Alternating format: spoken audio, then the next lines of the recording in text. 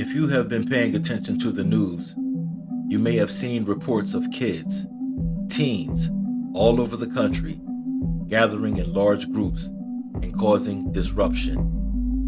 In many states, big cities, small counties, and even beach towns, reports of teens creating chaos are becoming more and more regular. What is causing this rise in mob violence with our teens today?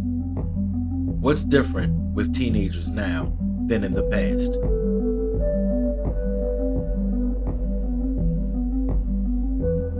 Teenage rebellion is nothing new. It's a phenomenon that has been around since the concept of the teen was created, identified, and acknowledged. But in the last few years, and even more recently, it seems that kids are under some sort of spell where causing mayhem is their idea of having fun. Curfews that were on the books but not enforced in years in some municipalities are now being revived to try and combat the surge of destruction and disrespect. But how did we get here? Firstly, social media has made it possible for kids to communicate and organize quote-unquote meetups in virtually minutes. I've seen riots before involving teens back in the 80s and 90s, and it was always organic, maybe subsequent to a party or concert, after which someone shoots a gun or a fight breaks out between two groups. The result would be chaos and bedlam.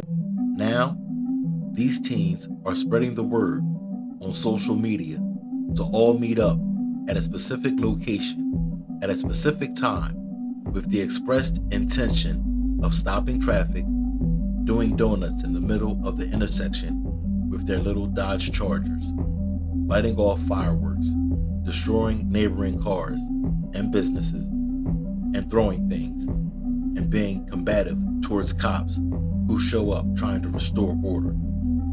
This is their idea of fun. Secondly, it's the parents' fault.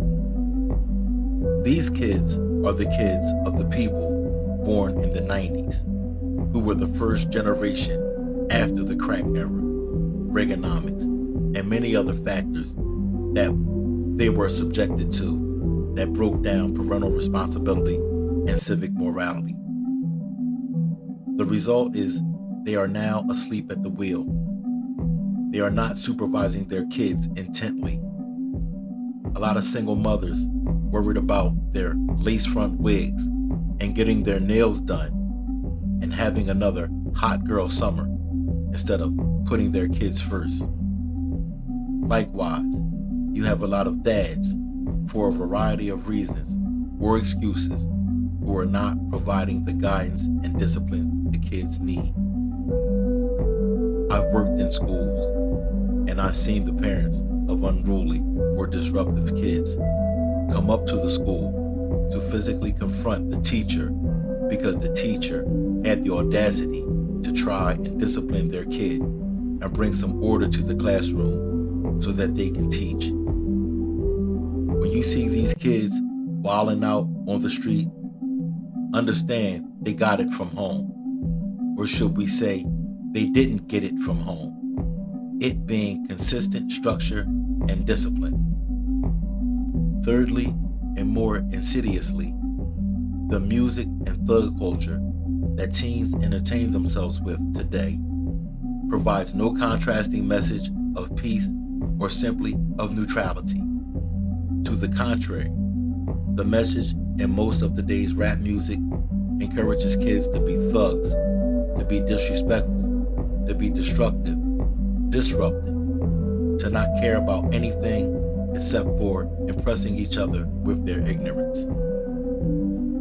When these elements are combined, along with some others, and you add the naturally occurring phenomena of the mob mentality, it's a recipe for what we have now.